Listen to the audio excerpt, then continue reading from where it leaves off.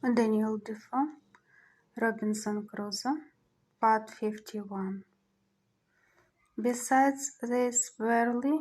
there were as above 20 or 30 stalks of rice, which I preserved with the same care and for the same use, or to the same purpose, to make me bread or rather food, for I found ways to cook it without baking, though I did that also after some time. But to return to my journal, I worked excessive hard these 3 or 4 months to get my wall done, and the 14th of April I closed it up, contriving to go into it, not by a door, but over the wall by a ladder, that there might be no sign on the outside of my habitation. April 16th, I finished the ladder, so I went up the ladder to the top,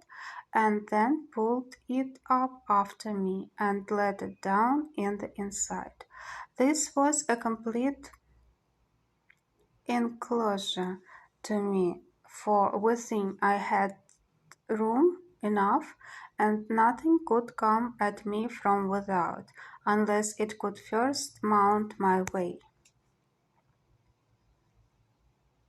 The very next day after this wall was finished, I had almost had all my labor overthrown at once, and myself killed. The case was thus: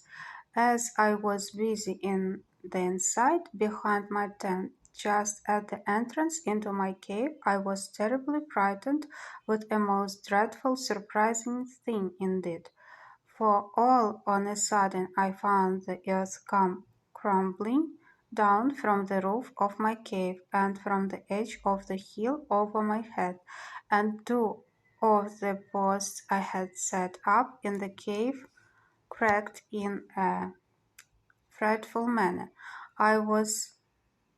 hardly scared, but though nothing of what was really the cause, only thinking that the top of my cave was fallen in, as some of it had done before, and for fear I should be buried in it, I ran forward to my ladder,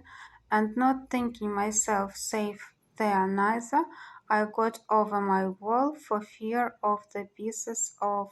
the hill which I expected might roll down upon me. I had no sooner stepped to ground than I plainly saw it was a terrible earthquake, for the ground I stood on shook 3 times at about 8 minutes' distance, with 3 such shocks as would have overturned the strongest building that could be supposed to have stood on the earth, and a great piece of the top of a rock which stood about half a mile from me. Next, the sea fell down with,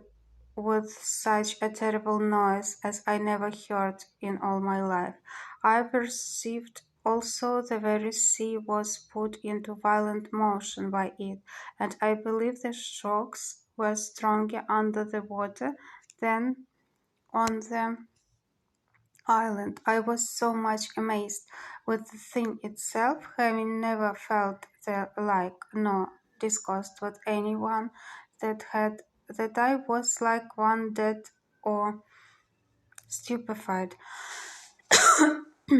and the motion of the earth made my stomach sick like one that was tossed at sea, but the noise of the falling of the rock awakened me, as it were, and rousing me from the stupefied condition I was in, filled me with horror, and I thought of nothing then but the hill falling upon my tent and all my household goods, and burning all at once, and this sunk my very soul within me a second time.